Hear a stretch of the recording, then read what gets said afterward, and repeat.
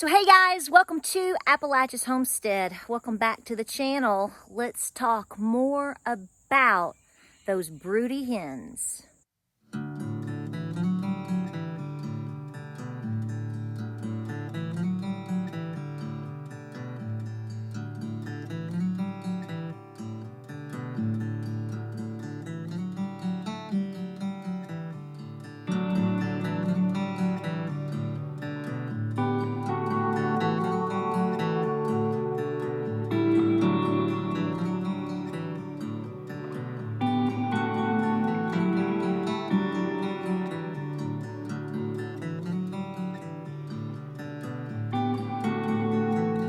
So hey guys, welcome back to the channel. Welcome back to Appalachia's Homestead. We're going to talk in detail some more about broody hens. So I am just on the side of my garage here, okay, just over here, because we still have a broody hen. Miss Claire Betty is still broody. I put up a video a couple of weeks ago talking about broody hens, going over the details about them, etc., etc. I've had quite a few questions come through, and we've had a few changes. So I'm going to talk about that. Hopefully it will answer some of your questions. Now, in my personal opinion, I've said this many, many times, the broody hen and the rooster are the two most important things that you can have on any farm, okay?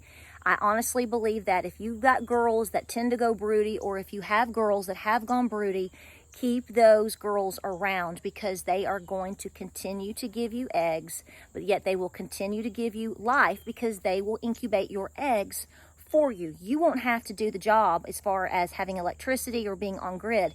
It's kind of like the ultimate off-grid situation. God made it that way. God planned it that way. But here is a question that I got quite a bit. And you know, if you haven't been around chickens or weren't raised on a farm, you may not know this, but yes, in order to get chickie babies, you have to have a rooster. A hen will give you eggs regardless of whether or not dude has come around in the chicken coop or not, okay? Whether you have a rooster or not, the hen will lay eggs. But those eggs will not be fertilized no matter what Xanadu you live in. You have to have a rooster to, you know, court her, if you will, and tread on her. Don't tread on me, honey. Well, she likes to be treaded on, but most of those hens. But my point is you have to have a rooster in order to get fertilized eggs, okay? So we talked last time specifically more about what is broody. It's basically when they go into the state of saying, you know, hey, I'm ready to start sitting on these eggs, which we call a clutch, depending on, well, even if it's just a couple of eggs, it's her little clutch of eggs, and she will sit there up to basically 21 days is your incubation period for chicken eggs, okay? So that is very important for you to know. Quail is usually around 18. Chicken is 21. Your ducks and your geese, depending on your breeds, are anywhere and turkey, 26 to 28. So here's the deal. So Miss Claire Betty went broody. I couldn't break her, okay? I had to put her up every single night in the coop because she was staying broody on a nest. Even if I moved her, even if there wasn't an egg there, she was broody and she wasn't breaking. Hey, Mom. Mama, I'm talking about you. You on your eggs good? Yeah, she's good. So if you want to refer back to the last video, I finally brought Miss Claire Betty in. I like to put my broody hens into a large, clear 30 to 50 gallon tote. If I can get them in there safely after dark, acclimate them to their eggs. It may be eggs that they were already on, or in this case, or in that case, I should say, I gave her eggs. I gave her eggs to sit on, okay? So basically what I did is I picked some eggs that were in my coop that I thought might most likely be fertilized, because I have a lot of roosters in there with a lot of girls. So the odds that my eggs overall, my chicken eggs, are fertilized is pretty good, okay? I mean, probably 8 out of 10 chance, okay? 8 out of 10 times, you will find that if they're incubated and done right, whatever, that they are it's going to be a baby. So I gave her a clutch. She was doing a great job. but she started shifting around a little bit. And she broke 2 of the eggs. So either 2 or 3. I had to pull those. I checked over the other eggs. I thought they would be okay. Okay, so I left her with the other eggs. I believe we got down to 4. Okay. And I even candled them along the way, and there was movement. There were babies, right? Yes, doing good. Well, until we got to the end. So what it boils down to is the eggs started hatching. 1 hatched, and once it got basically to the final unzipping and breaking of the egg and coming out, it didn't make it. And for whatever reason, the other 3 never even pipped. I was a little disappointed. There could be a lot of factors here. I honestly think that because there may have been some bacteria that could have gotten through the eggshell at some point because of the breakage from the beginning. See, a lot of people don't realize that eggs are very, very porous. This is why they tell you not to wash them and take off the cuticle or the bloom, if you will, because that's like the magic seal to help keep anything out of the egg. It helps mom to protect her baby. But I have found over time that when I have a broody hen, and if I have eggs break in there, you typically have to start over. It just doesn't work out. Don't know if that's the reason why this didn't fully work out, but I think it's a very likely scenario. So after I gave her an extra day or 2, check the eggs just to make sure I wasn't missing anything and that I was very confident we didn't have anything going on, I removed those eggs and I gave her some more.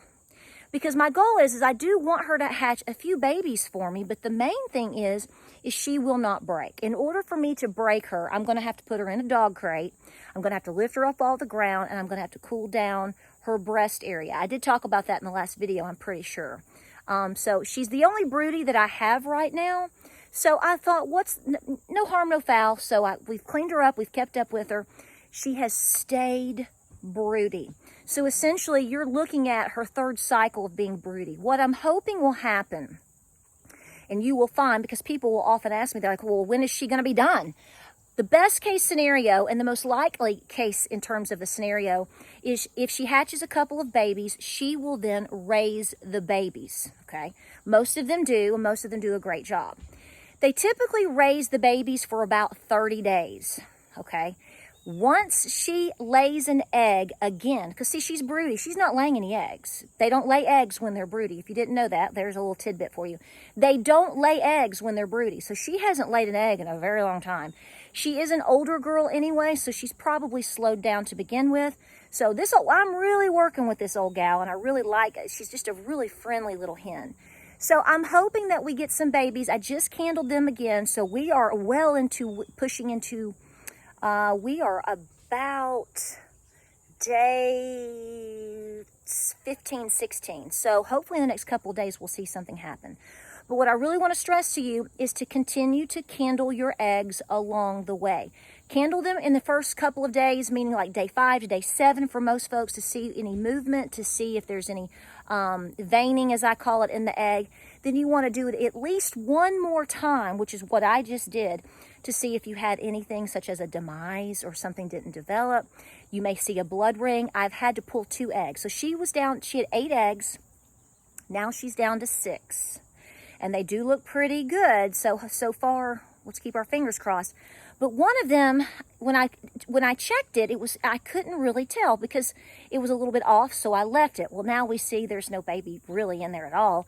And the other one, at some point, we had a demise, and you can see that in the picture, and you can see the blood ring. I could actually smell something a little bit funky and foul. So that's why we candle the eggs at least 2 or 3 times during the process, because if you start to get that... You don't want Funky Town in there. Like I said, she may get up and just accidentally break an egg. It does happen, and you don't want that breakage getting onto your eggs for the reasons we've already discussed.